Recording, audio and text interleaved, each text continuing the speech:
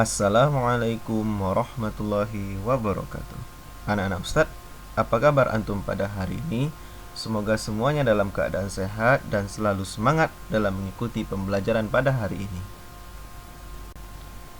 Anak-anak Ustadz yang Allah muliakan, pada hari ini kita akan melanjutkan pembelajaran PAI kita mengenal nama Allah Subhanahu wa taala dan kitab-kitabnya, dan kita sudah masuk ke bagian ketiga. Judul pembelajaran kita pada hari ini yaitu tentang beriman kepada kitab-kitab Allah. Tujuan kita mempelajarinya agar kita dapat memahami makna diturunkannya kitab-kitab suci melalui para rasulnya sebagai implementasi dari rukun iman. Beriman kepada kitab-kitab Allah. Iman artinya percaya atau yakin. Kitab-kitab Allah artinya kumpulan firman Allah yang diturunkan kepada para nabi dan rasulnya melalui malaikat Jibril untuk disampaikan kepada umat manusia. Jadi, anak-anak Ustadz, beriman kepada kitab-kitab Allah berarti kita meyakini bahwa Allah Subhanahu wa taala telah menurunkan kitab kepada para rasulnya. Beriman kepada kitab Allah merupakan rukun iman yang ketiga. Jangan salah ya anak-anak Ustadz, bahwasanya iman kepada kitab Allah adalah urutan yang ketiga. Oke, baik, kita sedikit mengulang tentang rukun iman.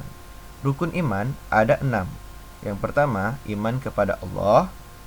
Yang kedua, iman kepada malaikat-malaikat Allah. Yang ketiga, iman kepada kitab-kitab Allah. Yang keempat, iman kepada rasul-rasul Allah. Yang kelima, iman kepada hari kiamat. Dan yang terakhir, nomor 6, iman kepada qada dan qadar. Oke anak-anak Ustadz, kitab-kitab Allah yang diturunkan kepada para rasulnya itu ada 4. Yang pertama, kitab Taurat. Kitab Taurat diturunkan kepada Nabi Musa alaihi salam. Kitab Taurat ini diturunkan kepada Nabi Musa untuk umat Yahudi. Nabi Musa mendapatkan kitab Taurat ini di Gunung Sinai atau di Bukit Sinai. Kitab Taurat terkenal dengan istilah Ten Commandments, yang artinya 10 perintah Tuhan. Nah, di kitab Taurat ini kita lihat ada beberapa atau 10 ajarannya, dan ajaran ini tidak jauh beda dengan ajaran agama Islam, seperti menyembah Allah, tidak boleh menyembah berhala, tidak boleh berzina, tidak boleh mencuri, tidak boleh membunuh sesama manusia.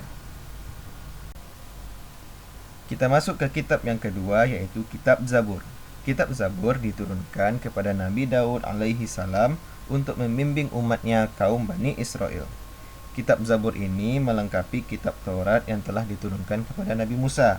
Isi kitab Zabur tentang doa-doa, puji-pujian, zikir, nasihat, dan hikmah. Sebagai utusan Allah, Nabi Daud alaihissalam dikaruniai mukjizat.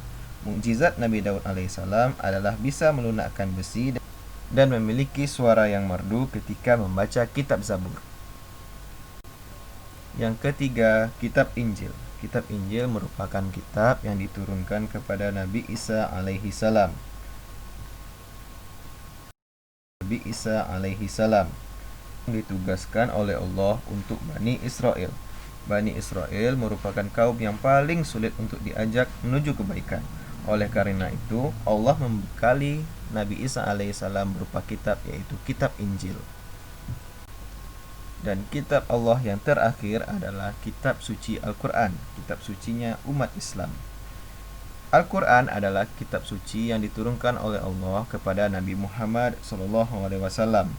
Nabi Muhammad SAW menerima wahyu pertama kali pada malam 17 Ramadan ketika beliau berumur 40 tahun. Dan saat itu beliau sedang berkhalwat atau menyendiri di Gua Hira. Dan wahyu yang pertama yang diturunkan kepada Nabi Muhammad adalah surah Al-Alaq ayat 1-5. Peristiwa turunnya wahyu pertama itu disebut dengan Nuzulul Quran. Al-Quran diturunkan kepada Nabi Muhammad SAW secara berangsur-angsur selama 22 tahun, 2 bulan, dan 22 hari, atau dibulatkan menjadi 23 tahun. Kitab suci Al-Quran berisikan tentang akidah, akhlak, ibadah, muamalah, janji Allah, sejarah, dan ilmu pengetahuan. anak-anak Ustadz, itu tadi 4 kitab suci yang diturunkan oleh Allah kepada nabi-nabinya. Nah, apa hikmah kita beriman kepada kitab Allah? Yang pertama, agar kita meyakini bahwa kitab-kitab Allah diturunkan kepada para rasulnya. Yang kedua, memahami bahwa kitab-kitab Allah itu diturunkan untuk mengajak manusia pada keselamatan dunia dan akhirat. Yang ketiga, meyakini bahwa Al-Quran adalah kitab suci terakhir yang dijadikan sebagai pedoman hidup. Dan yang terakhir, meyakini bahwa hanya Allah lah yang pantas untuk disembah dan agama Islam adalah agama yang benar. Oke anak-anak Ustadz, untuk menguji pemahaman antum, Ustadz akan memberikan antum latihan soal. Jadi persiapkan buku tulis dan alat tulis antum ya. Soalnya hanya 2. Soal pertama, tulislah 4 kitab Allah dan kepada siapa kitab-kitab tersebut diturunkan. Yang kedua, apa saja isi dari kitab suci Al-Quran. Nah, bagi antum yang nanti sudah selesai mengerjakan latihan tersebut, silakan difoto lembar jawaban antum dan kirim ke WA Ustadz Ilham. Baik anak-anak Ustadz, sekian dulu pembelajaran kita pada hari ini. Ustadz mengucapkan terima kasih banyak kepada antum. Jazakumullahu khairan katsira. Assalamualaikum warahmatullahi wabarakatuh.